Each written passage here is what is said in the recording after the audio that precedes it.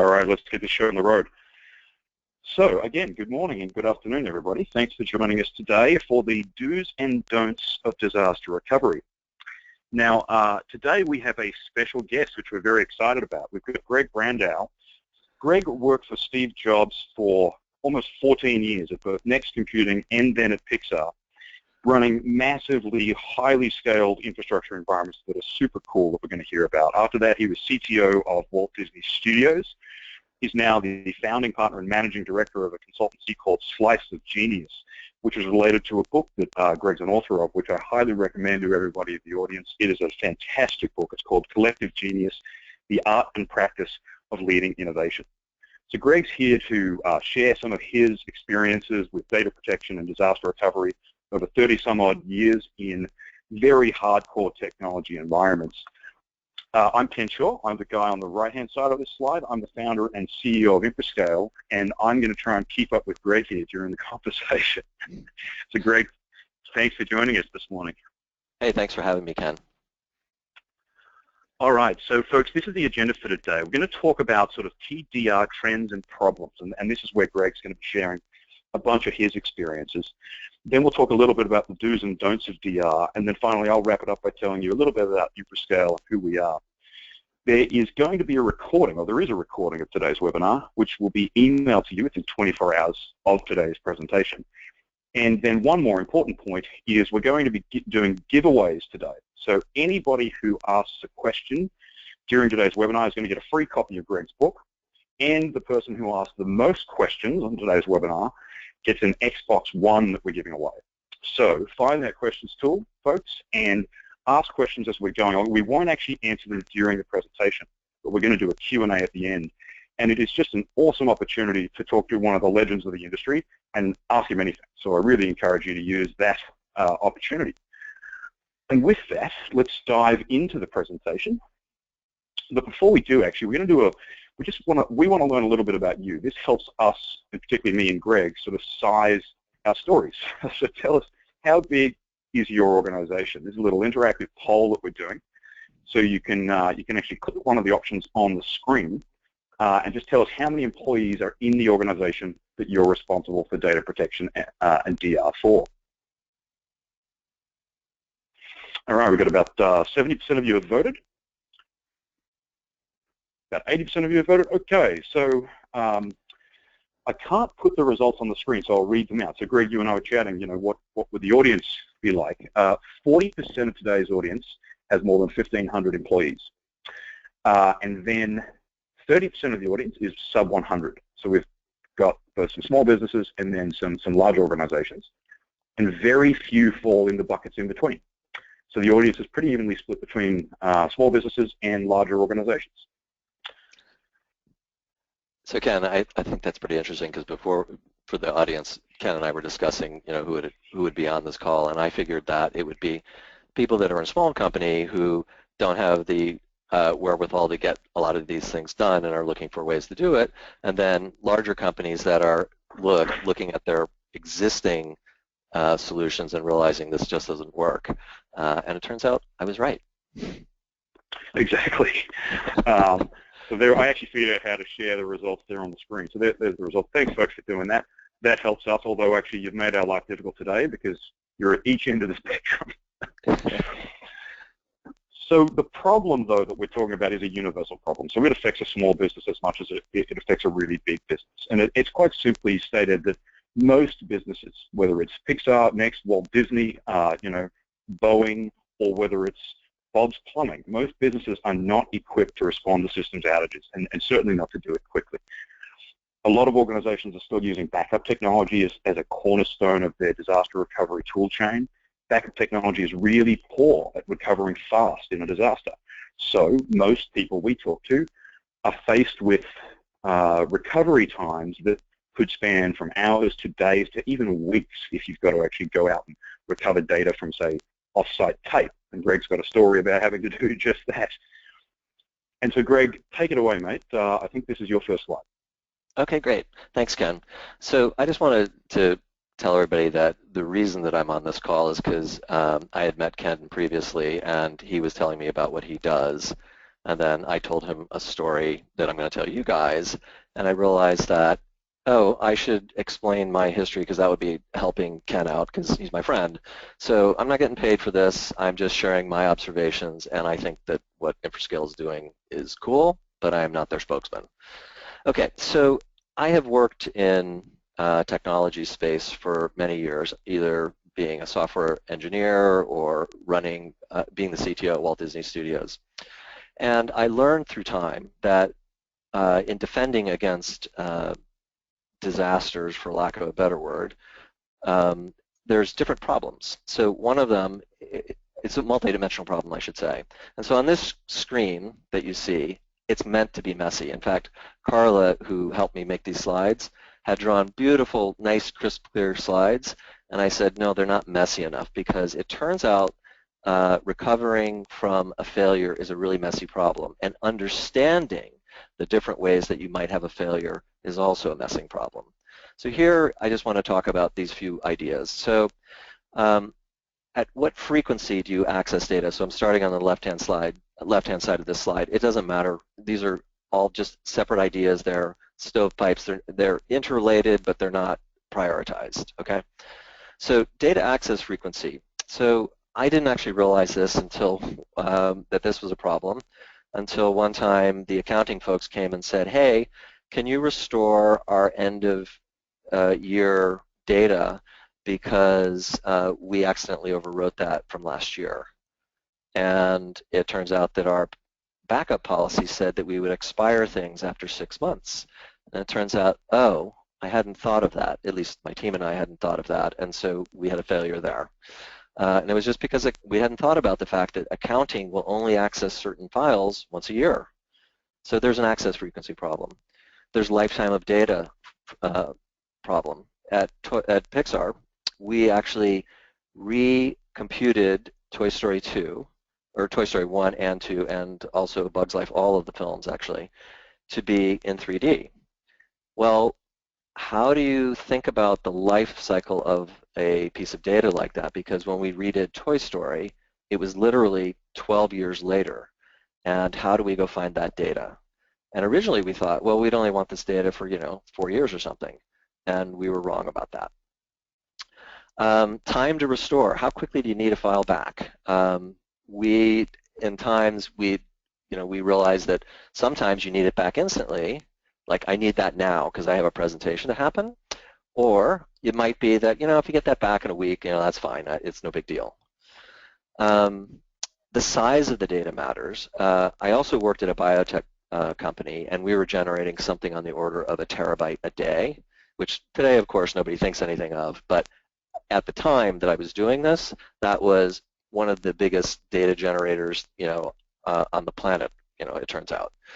So how do you deal with the different scale of size? And size comes from two different things. How much data, how big is your data? But it also comes from the number of users that you have and the number of feeds of data that you have. So that then gets into desktops versus servers. So if you have a bunch of desktops, and you're going to back those up, how do you do that? Well, you may have people that have data on their local machine, and of course you say, no, you're supposed to store it up here on the cloud on this server. But the reality is, in my experience, people mean to do that, but then they have their laptop somewhere, and then they forget to put it back, and they come back to work and they forget to put it up there. And so you have intermittent connectivity to things. Then you also have the problem that people are using their machines, and this is what I call time to backup data. So if somebody is using their machine and you take over the machine to run a backup, they're not happy about it. And also, it could be the case that if your data is really big, like you're generating 1 terabyte a day, it's going to take you too long to get to back up your data unless you have fast enough systems. So then you get back to the performance of backup equipment. And one of the things that I found surprising to me when I was at Pixar, we had a giant, in the late 90s, my team and I built one of the largest privately owned supercomputers in the world. We were one of the top 10. And so I thought, of course, clearly that's where all the money goes and where all the bandwidth needs to go.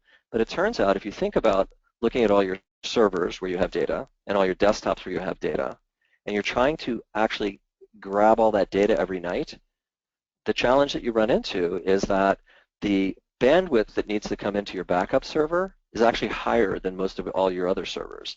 The compute power that you need in your backup server, it turned out to be higher than all my other servers. So these are all these different pieces are parts of the puzzle, but not one of them is the thing, a single thing that you're defending against. So let's go to the next slide, Ken. So there are things that cause you to lose data. One is hardware failure, and when we had hard disks, there were lots more hard disk failures, and you could lose data that way. But then as we moved through time and people developed RAID storage, you could use disk drives and stripe them together and protect yourself that way, or you could use mirroring.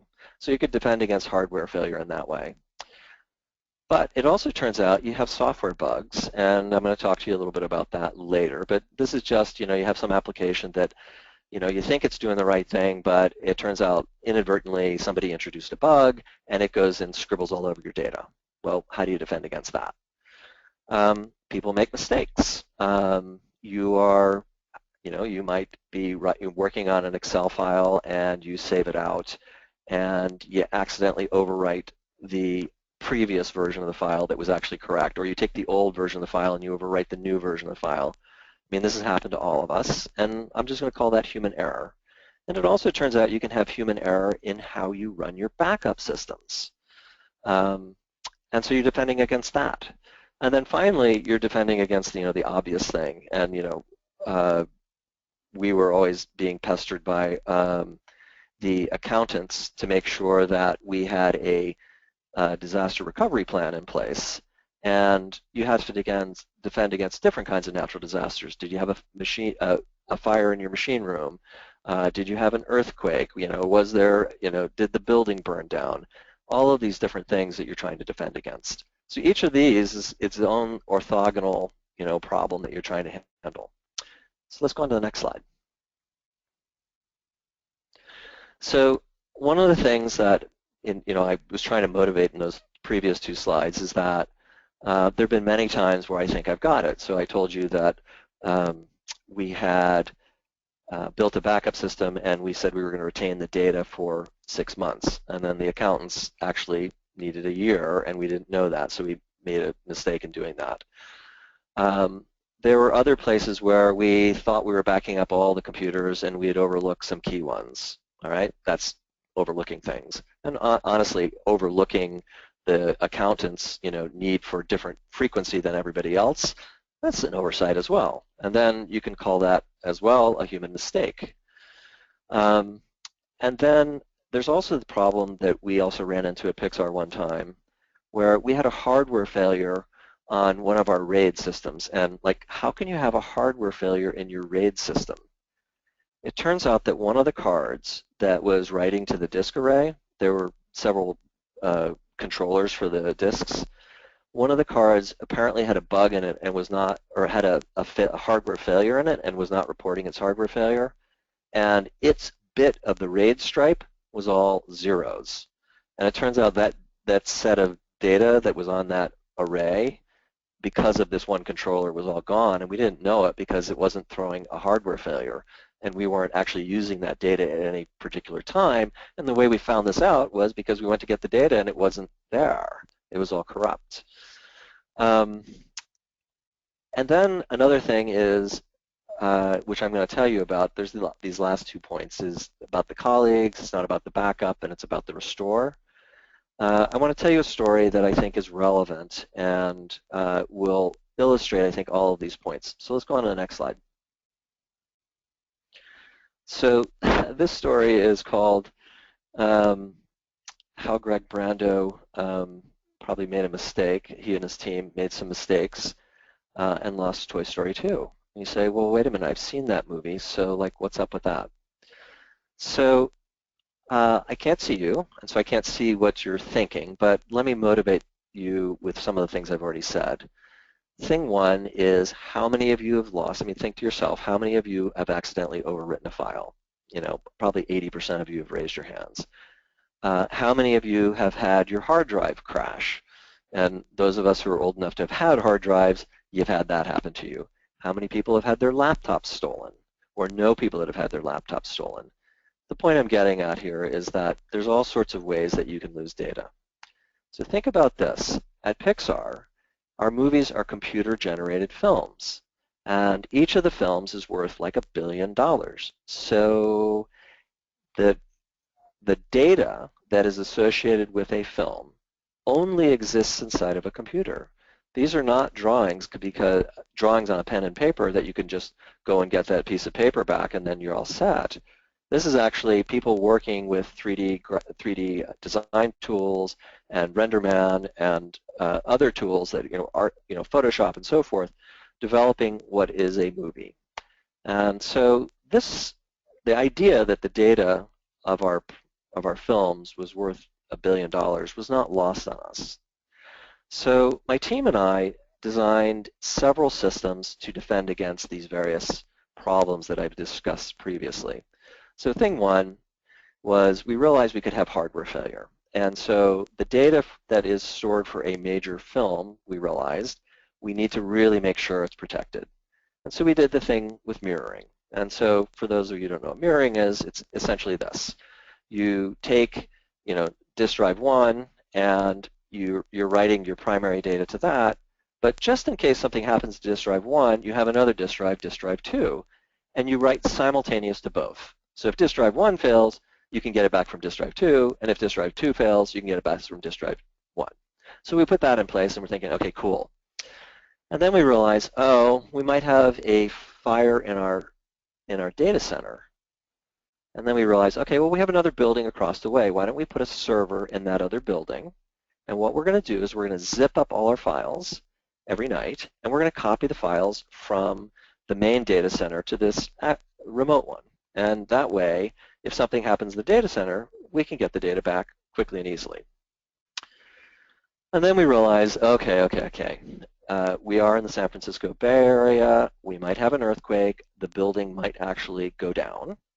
And so we do what everybody else did. We got a tape jukebox, and we got a big computer to run that tape jukebox. And every night, we would run backups to these tapes. And every morning, the operators would pack up the tapes, give them to a storage company, and they would drive them away. And then whenever we needed the data back, they would bring them back. So you know where I'm going with this, and that's that something happened, and something did happen. And it was, and I remember this vividly because it was not a happy day for me. At 2 a.m. on a Tuesday, something deleted all of the Toy Story 2 files. It's like, okay, we're like, okay, no problem, we can get that back. But I want to digress for 1 second before I go down the story. The reason I'm telling you that it was 2 a.m. on a Tuesday is that's actually relevant. It wasn't somebody who was working. It was a bug in some program that actually went to the root directory instead of whatever directory it was supposed to go to, and it said rm star, which in the Unix world, that means delete all. And so instead of going to the directory it was supposed to have gone to, it went to the root directory and said delete all, and it deleted everything. So now think about this. If our mirroring system, the mirroring software and hardware that we have in place is working, and we write to disk 1, remove all, what should happen on disk 2? Well, on disk 2, guess what? Our mirroring worked perfectly. So everything that was deleted on disk 1 was deleted on disk 2. So like, oh my God, we've lost our data. All right, guys, go get the data from our remote server in the other building. And so people get to work on that. And then I learned about the difference between 32-bit computing and 64-bit computing. And you've all heard of this. But one of the things that you may not realize is that what 32-bit computing limits you to is 2 to the 32nd things that you can track. So for example, 2 to the 32nd is roughly 4 billion. And so if you're tracking bytes, that means you can track 4 billion bytes, which we all call today 4 gigabytes. Well, we were using 32-bit computing at the time. By the way, 2 to the 64th is like bigger than probably all the atoms in the universe, so like that's a huge number and you don't have to worry about it. And that's why people went to 64-bit computing. But at the time we were using 32-bit zip. It was actually tar, but for those of you who don't use Unix, it's equivalent. You know, zip and tar, same idea. And what we would do is we would run the zip every night, but it was 32-bit. And so 32-bit worked great. So when we started Toy Story 2, we took the Toy Story 1 files and we put them, you know, as a basis for Toy Story 2. And we had on the order of, say, 2 gigabytes of data. And when my team set up the zipping of the files over to the other remote server, it all worked great. But when this failure happened, we had 20 gigabytes of data. And you say, well, okay. Well, what happened was we had for, I don't know, several months, the program that was running the zipping was kicking out an error, which nobody saw. And all we had over on that other server was the first 4 gigabytes. So we were missing the last 16 gigabytes. So you can't see me, but I'm slapping myself in the forehead, and it's like, I can't believe we did that, but okay, no problem. Go get the tapes from offsite. So we call up the backup, you know, the storage company and say, hey, could you send us the tapes back? And they send them back. And we had been running these backups for like a year and a half, and so like some of these tapes are really old. So the operator who got them and put them back faithfully into the jukebox, he overlooked one little tiny detail, and that was setting the write protect tab on these tapes. And I think I told you earlier in the story that every night we would run backups. Well, we just put all our tapes in the system, and that night the backups kicked off for the rest of the network. And the system said, hey, look at these really old tapes. I can use them to write to. And we wrote over all of the data that we were going to use to restore Toy Story 2. Let me just say this was not a happy day for Craig Branto and his team at Pixar. People were very, very angry that they couldn't get the data back. And we did get the data back, and you've seen the movie, and you're saying, well, how did that happen? It turns out that one of the really great things about working at Pixar is we trusted our people. And the lead technical person on the show came to us and said, hey, I'm having a baby in 3 weeks, and I want to stay current on what's going on with the show. Is there any way possible that I could have the data at home? And we're like, right. You think we're going to let you take a $1 billion set of data to your house? Are you crazy? And then we thought about it. Oh, yeah, it's Galen. We trust her. And so it's like, okay, cool. We can get our head around that. But then we ran into another problem, which was the cost of this system that we would need to send to her house was like $100,000. It's like, we're going to send $100,000 to Galen's house? It's like, well, Galen's kind of key to our operations, and this would be really helpful. She's having a baby. We want to support our employees, and it will be helpful for her to keep in touch on what's going on when she comes back from maternity leave. So we decided to do it. Anyway, it turns out that the way we got our data back was when we realized that the tapes had been overwritten. We sent the biggest roll of bubble wrap you have ever seen and an armed escort to go to Galen's house to get the disk drives that were there, and we brought them back to Pixar and we restored them. Well, part of the story of this is also to say, hey, I didn't get fired. And the reason I didn't get fired is that Steve Jobs, Ed Catmull, and Lawrence Levy, they went around the company and they said, so was this loss of data that happened to Greg because he and his team are incompetent, or were they just trying to do something that was so far out there that it could have happened to anyone? And happily, my colleagues said, thank God I'm not Greg, because that would have happened to me, because like there's no way we would have any of us would have foreseen this perfect storm of events that caused us to lose data. And then another cool thing happened in that meeting where Ed and Lawrence and Steve were telling me that I'm not actually getting fired, thank God. And that is this. Ed said to me, Greg, you've been talking about this as though what we're doing here is backup. But honestly, what we're doing here is restore. And so if you actually think about this as a process, shouldn't you be testing the restore system, not the backup system? And shouldn't you be measuring whether the restores are happening correctly instead of whether the backups are happening correctly? And that, for me, was an aha moment. And we then redesigned our backup systems at Pixar to do the following. We wrote data every night to tape. We had a whole other set of disks that were spare, not spare, but they were allocated to restores. We restored all the data to the disk, and then we compared what was on the restored disk to what was on the original disk so that we knew that we had a closed loop. Another thing that we discovered as a result of doing that is that when we had to restore Toy Story 2, when we first did it, we had the block size on the tapes set wrong. By wrong, I just meant not efficiently. Okay, there was nothing wrong. We could get the data back. But if we had set the block size to a different size, we found out we could go 10 times faster. So having the whole system as a closed system was a big deal for us.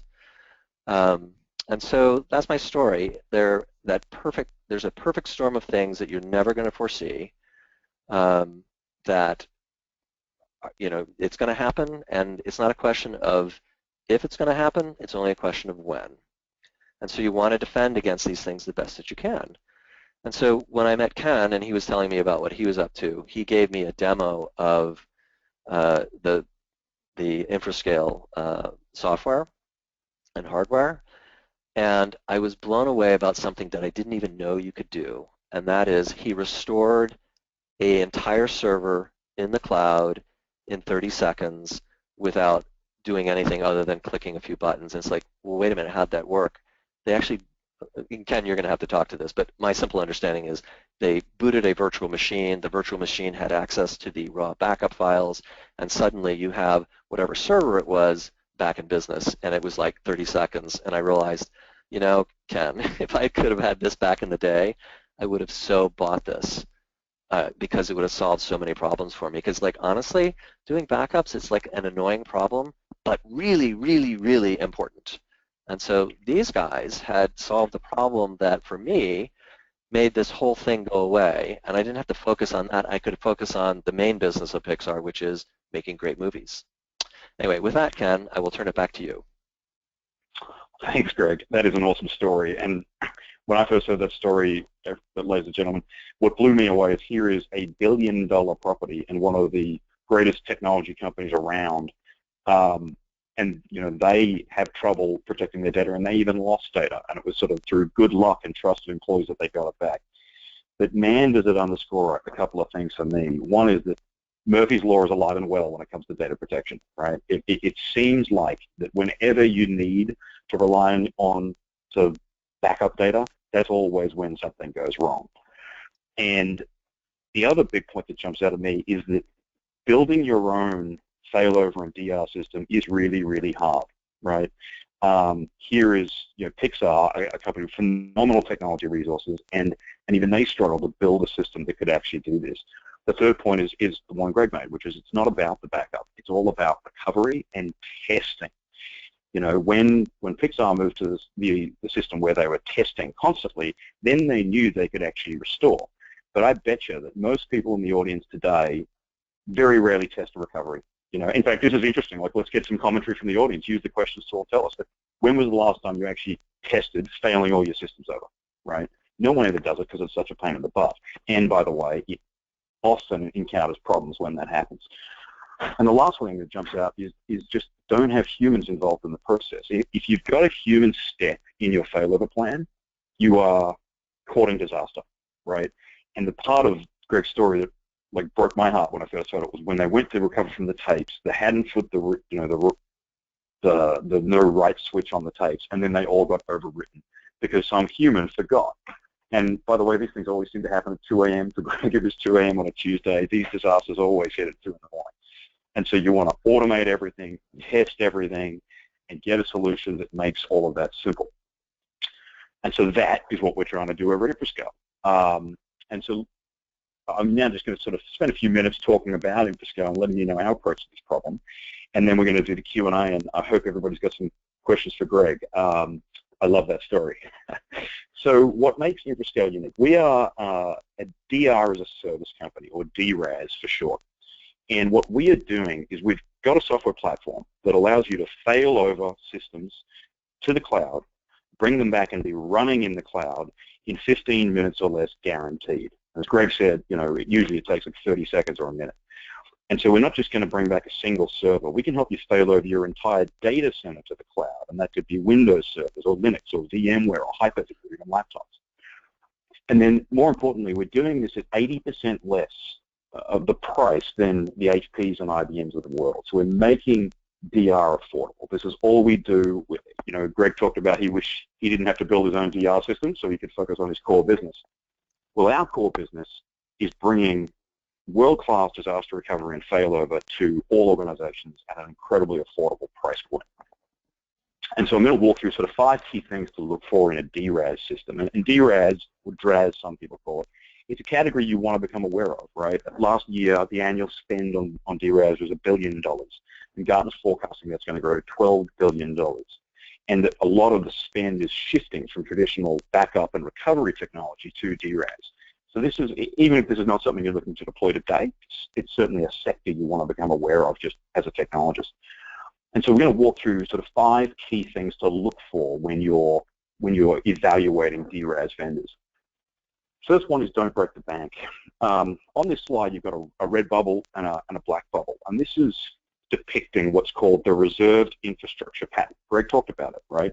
You've got a computer in one building and it's got some data on it. And to set up your DR rig, you're going to go and get another computer of similar spec and put it in another building. So right there, you've generally sort of doubled your costs.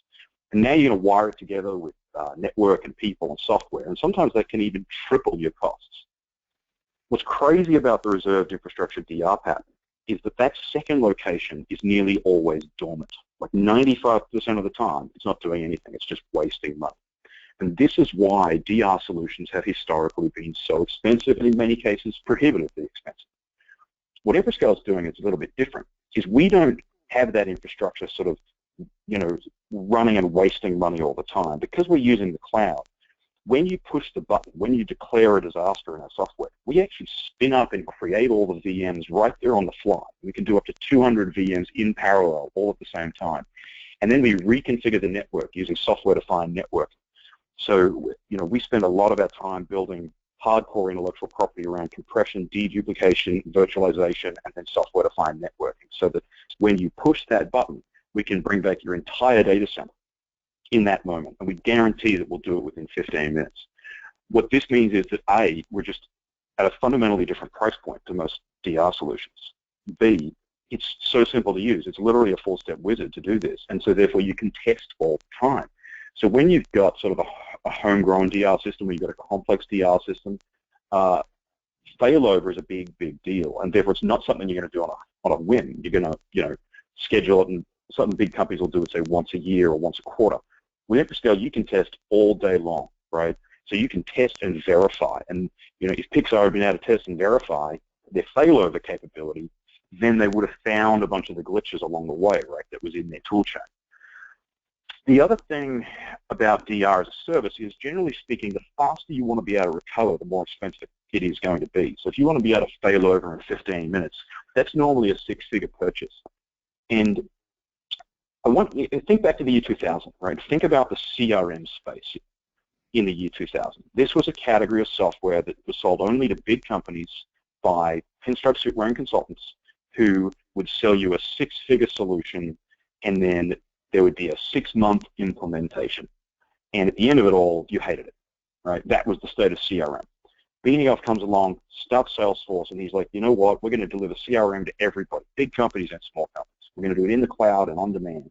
We're going to use simple subscription-based pricing, and we're going to have 24-hour deployment. That's what Infrascale is doing for DR as a service. Simple, cloud-backed, subscription-based pricing, and you can be up and running tomorrow. Second thing to look for with DR as a service vendors is, we call this cloud spillover, but the generic term is sort of this concept that most vendors will want to stick a whole lot of hardware on-prem, right? And then they'll put hardware somewhere else, usually in the cloud. This is a really inefficient way of doing things. Having a massive storage infrastructure on-prem for for backing up files or archive data or historical data is really wasteful, right? You should reserve on-prem infrastructure for just the most recent data and look for a solution that can intelligently spill binary data out to the cloud. So, Greg ran into sort of the 4 gigabyte 32-bit bug. But that's sort of another, the generalized form of that is this, that most backup systems and most sort of compression systems will fail at a certain storage limit. So your average backup box, you can send data to it, and sooner or later it's going to jam up because it ran out of space. That's just stupid, right? We have the cloud, so why wouldn't your backup box be able to magically spill data out to the cloud? The cloud is scalable and omnipresent and elastic, right, and durable. So that's what we've built into our technology at Infrascale. You can buy a very small 1 terabyte device from us, but you could send 50 terabytes to it, and it will just handle that capacity and scale out to the cloud. This next one is really look for a vendor who's going to give you complete coverage. A lot of vendors will only cover a slice of your infrastructure, but not all of it. So with Infrascale, you can protect any device, whether that's a laptop or a physical server or a virtual server, across all of the major operating systems, not just Windows on Metal, but also Linux on Metal and Unix, AIX, novel NetWare even, and then very importantly, VMware clusters and Hyper-V clusters. And we're doing that in a virtualization-aware way, which means we can radically dehydrate and dedupe the data down to about 5% of its original data payload. Thirdly, we allow you to deploy in any form. So you don't need to buy Infrascale equipment. You can just deploy us purely in software, but we can give you appliances if you're looking for that. Use any cloud. So Infrascale runs its own cloud out of 15 points of presence around the world. But additionally, you can use your own infrastructure. So Pixar had their own second data center. They could just use our private cloud option. Or you can use third-party public cloud. So you can run our technology on top of Amazon, or you can run our technology on top of Azure. Recover anything. This is sort of a nerdy point, but and Greg may like this, but in data protection, there's always been RTO and RPO, right? Which are these two ways you think about data protection systems. RTO is recovery time objective, how long does it take you to get back up and running, and RPO is recovery point objective, how much data do you lose? I think we need a new thing of like recovery object type, where we're not talking about recovering files, or we could be, but we could also be talking about recovering a running system or a network of running systems. And traditional backup tools, they'll give you back a file or a folder. We can do that, but we can do something much cooler. We'll give you back a running machine or 50 running machines in a pre-configured network. And that is radically more powerful than just giving you back data where you're then going to have to reconfigure and sort of, wire everything back up. What do you think, Greg? Do you think that's a good idea? Totally.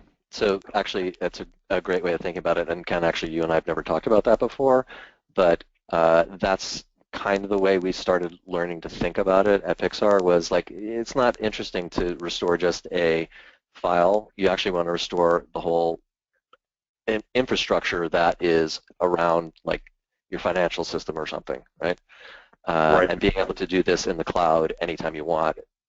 I don't have to pay for the stuff on site. I don't have to manage it. I was like, okay, anyway, I won't sing your praises because as I said earlier, if I could have bought this, I would have, because it just made my life easier.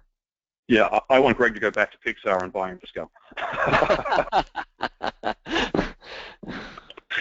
And so Greg mentioned you can run in the cloud. You can also do it on-prem, right? So that's an important point.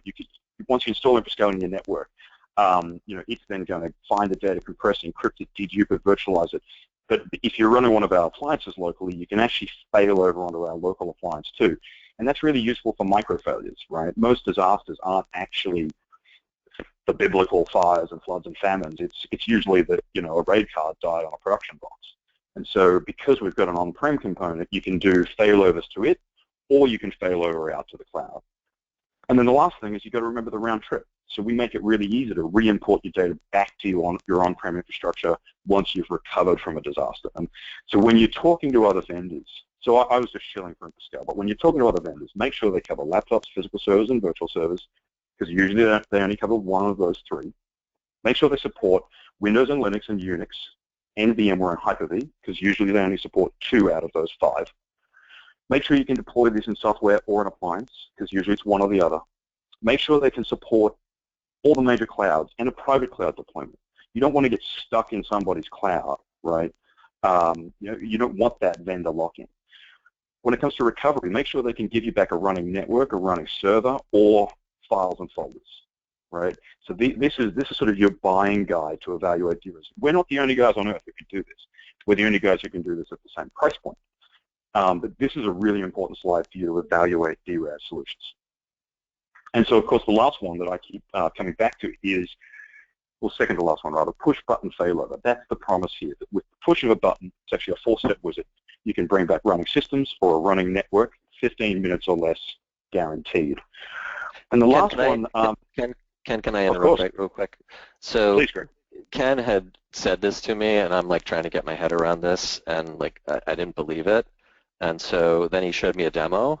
You guys should totally look at a demo of this, because like I didn't believe it, and then I saw the demo. It's like, oh my God, this actually works. So I'm just saying. And we would love to give you a demo. So one of the things you can do, folks, in the questions tool is say, I'd like a demo, and one of our SEs will call you and sort of walk you through the software so you can. We also give out free evaluation units. If you want to use this in your network, you want to try it hands-on, we can do that too. Just type in, my name is Bob, here's my email address, here's my phone number, I want an eval unit. So you can do both of those things just by typing into the questions tool, and the wonderful Carla will follow up with you and organize that. Thanks, Carla. So going on, security. One of the weird things about data protection vendors historically is that they've always said security was someone else's problem. And I think that is crazy, right? Because as a data protection vendor, we're kind of like a bank. We are in charge of people's gold. In this case, it's their data and systems. Imagine a bank saying that locking that up and actually securing their premises was somebody else's responsibility, right? You wouldn't bank with that firm. And yet, most enterprise backup systems from most enterprise software vendors work exactly that way. At Infrascale, we've made double-blind encryption a first-class property of our solution. We're following, it's a standard that was promulgated by the US Defense Department back in the 70s. And it basically means that data is encrypted with a key that you've got and a key that I've got. And you and I have to cooperate, a little bit like the safety deposit box at a bank. And if you and I don't cooperate, you cannot get that data back. Now, it's not a silver bullet. In security, nothing is a silver bullet. But it geometrically reduces the risk of data breach. And we think that every data protection vendor should be building this as standard, and we certainly have. And so that brings me to our mission statement. It's 4 simple words that are of incredible importance to our employees and to our customers and to our partners. And that is that our mission is to eradicate downtime. The computing industry has been awesome at giving us tools that allow us to create heaps and heaps of data. Look at RenderMan over at Pixar. Greg was producing massive amounts of data. But the computing industry has been incredibly bad at giving us the tools we need to make that data resilient and safe and keep our systems up. And so this is what Infrascale's mission is, and this is what informs our product development strategy, our marketing work, and how we work with both customers and with partners. We want to do for disaster recovery what Salesforce did for CRM, make it on-demand, scalable, available to everybody, in the cloud, and affordable. This is our global coverage footprint, so we're currently protecting 1 million devices across 40,000 businesses around the world, where we've got active customers in 150 countries. I think we're actually bigger than the United Nations. And we've also got our own global footprint of data centers, 15 points of presence around the world. Our product's available in 7 languages. And that brings us to the end of today's presentation, folks. I want to big virtual round of applause for Greg. Thanks, Greg, for joining us. Greg's LinkedIn and Twitter handle are here. Remember, folks, if you ask a question, you get a free copy of Greg's book. And the person who asks the most questions gets that Xbox One. And so with that, we are going to dive into the Q&A. Greg, any further thoughts or comments as we've sort of pushed along there? No, I think you've captured it right. And the last slide that you had of just thinking about, can you bring up the last slide? I want to actually read your words. This one? One more back. Eradicate downtime. That's what the whole point of this thing is, right? So it doesn't matter whether it's the local, it's one little tiny thing that somebody needs, or it's a whole system that you need. You want it to be, just as you said, I'd never heard you use that analogy before, Ken, which is the analogy of Salesforce basically automated how you do your sales management leads, right? And what InfraScale is doing the exact same, metaphorically analogous thing for backup. Right.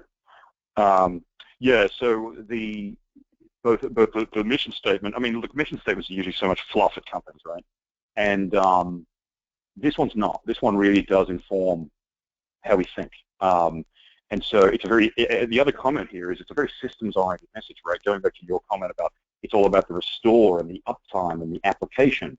It's not about the data, So many people come at disaster recovery from a backup and storage-oriented lens, whereas we're really saying, look, flip that around. Think about the systems and the apps. Right. And that's right. So I want to throw one more thing in there. So the thing that once your company, Ken, is focused on eradicate downtime, you suddenly get into all of those issues that I talked about earlier, and everybody at your company is thinking about how to address each one of those in a cohesive way. And that's what you do. That's what your core competency is. It's way cool.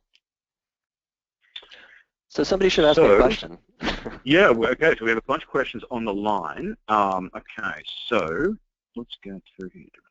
So, Greg, how often do you suggest checking your data is being protected and saved correctly? What did you guys do at Pixar or maybe some of your other places? So, because it was very expensive for us to back up everything, we had tiers of things, and there were some things that were tiered, like the data that makes a movie. That was the highest priority of backup, and we checked that every single day. Other things we would check once a week, and other things we would check once a month, and other things we check once a quarter. So it depends on what your data is and how important it is and what the risk of it going down is. Because sometimes you have a tiny little file, but if you don't have it, you can't do anything. And so being able to check that is easy. And then sometimes you have a big set of data with interconnected stuff that you have to check at some frequency. And sometimes, like with Toy Story 1, once you're done with that movie, you're not going to look at it again for 15 years. And it's like, okay, well, we only go check so often. So it depends. I think tiering is the way to think about it. But the cool thing about with the InfraScale piece is I don't have to think about the tiering anymore. Right. That's right. We take care of that for you. And that's actually related to another question here for you, Greg. I mean, I think you made this comment about Toy Story 1 where you had to go back and re-render stuff. So Chris says, we store data that is 5+ years old, and we're often pulling assets from older projects. Is there a good solution, or how did you tackle or handle for storing tons of data that would stay safe over the years? And so I'll add on to that. How did you store the Toy Story stuff for such a long period of time? Yeah, so that was hilarious. So you're touching on another really important point, which I didn't actually cover. I didn't think to mention this one earlier, and that is tape drives. Through times, they become obsolete because people are coming out with new tape drive systems, right? And we at Pixar finally realized that we couldn't actually keep our data on tape and get it back, because when we made Toy Story, tape drives were, I'm making this up, LTO1. And when we were making Cars, it was LTO4. Well, guess what? We couldn't read the LTO1 tapes in the LTO4 thing or something like this. But it turns out that the tape systems that we were using, you couldn't do. So what we ended up having to do was actually just keep the data online on disks, and we just bought really cheap disks for the stuff that we didn't need very often. But then you have another problem, which is called bit rot, which is you store data out there, and if you have enough data, you're going to have the case where a particular byte that was written to a file is going to be wrong, just because of, maybe there was a, who knows, there was a hiccup in the electrical system, and so the polarity of the bits didn't go out right. So we had to develop our own internal system where we did MD5 checksumming, and this is just a algorithm that you can run that compares two sets of data or a single file. You can compute what's called an MD5 checksum, which is just a single number that represents the data in the file. If when you calculate that number and the number it comes up differently, that means something in the file has changed. And so what we did was we kept 3 different checksums around, one on the tape, one in a database, and then one at the file. Indeed. So like this goes back to the comment about doing this yourself is hard, right? Bitrot is a real big problem with massive data stores. We've got resiliency and checksuming built into our solution, but that's a real gotcha to learn in the field. Did you learn that by losing data? Yeah, we did. Well, actually, we only lost a little bit of data on that one, and then because we're really sophisticated technology-wise, we had people that said, what we should do is create a database of all our files and create a checksum of it. And that way we can, if we read a file back from tape and the checksum doesn't compare, then we go get the other tape until we finally get one that does compare. That's exactly what we do. So we're doing it either at on a block basis or an object basis, like files. Yeah. So yeah, exactly. But you have to have that. And again, this is back to why I was willing to do this for you, Ken, to be on this call, is because, oh my God, how cool is this that your system did all this stuff? I mean, we figured out how to do it, but like doing it was a pain in the neck. Right. Yeah. Well, okay. So we've got a couple of questions here for me, which I'll just rattle through quickly. Clinton asks, got a virtual controller with all the clients in the cloud. How quick is recovery if our systems go down? So Clinton, we guarantee 15 minutes or less, right? It's usually going to take 30 seconds or a minute or so, but we guarantee 15 minutes. Donna asks, oh, sorry, we already answered that. Well, Donna asks, how safe is the cloud? Donna, this is a religious question. The cloud can be as safe or as unsafe as sort of the vendor you're working with. The reason why Infrascale, we have our own cloud offering, and we run that out of Tier 3 and Tier 4 data centers, and we invest heavily in making it a great cloud. But we also let you work with your cloud of choice. So if you want to work with the IBM Smart Cloud or Amazon or Microsoft Azure, then you can do that, right? So we don't believe in prescribing to our customers or partners which cloud to use. So can I add to that, Ken? Please. I actually have something to add to that. So a lot of people aren't aware that Amazon S3 has been certified by the CIA as being secure. I'm not kidding. Like, okay, the Department of Defense and actually people who really care about this stuff realize that Amazon is actually a secure system. There are probably other ones as well. I just remember that from when that was announced because I was surprised that the government would actually certify a cloud system as being safe and secure. Yeah, well, look, I mean, I'm actually of the opinion that the cloud is now far more secure than your on-prem infrastructure. Like, That's totally true. I'll wager that the Infrascale cloud is way more secure and hardened than the cloud than most corporate private clouds. And the same is, and that's a cloud I know a lot about the deep internals of. But the same is true of Amazon and Azure. These are incredibly robust solutions. In the case of Amazon and Azure, they've invested billions in this infrastructure. And I actually think we're now at a point in the evolution of cloud computing where it's more secure than your average on-prem system. No, that's absolutely true, Ken, and I'll tell you why. Because if you're doing this yourself, you're not going up the learning curve that when you have, Amazon's got, I'm making this up, they've got 1 million customers, and each of those customers is forcing them to find bugs and different problems that they hadn't thought of, and so they're going up the learning curve of how to do this correctly. And more importantly, if their cloud is ever penetrated, that will be the last time anybody ever stores data with them. But right. On your premises, in your local business, and the CIO loses some data, what's going to happen? Well, people are going to be mad at them. But right. Amazon's S3 business goes away the first time they're penetrated. Yep. But it's still important to look into the vendors you're using on top of these clouds. So if you store data unencrypted in the Amazon cloud, that's still bad news. So looking for things like double-blind encryption, like I talked about earlier, that's really important. A great question to ask data protection vendors is this one: if I lose my key or my password, can you give me my data back? That'd be really convenient. And most data protection vendors will say to you, oh, of course we can give you your data back. But that is the exact wrong answer. Right. The answer you want is actually, no, sir, we can't give you your data back, because that means they can't access it. All right, couple other quick ones here. How many backup sites are there? We've got 15 around the world. If we wanted a demo later, who should we contact? You can always just email team@infrascale.com. For everybody whose questions haven't been answered, they're going to be answered via email. Yes, there will be a video recording of the webinar, and that is going to be handed out. Via email. Do you have K-12 school districts using this? Absolutely, Mike. So education is one of our big verticals. So Long Beach School District is one of our public case studies, but we actually have heaps of school districts across the country and universities and community colleges. So education is a big sector for us. Oscar's got one last question for Greg. Greg, what's the bandwidth that Pixar was using to send data between your sites? Well, remember? Yes, I do. This is back in the day, and we only had gigabit links. That was the fastest you could do.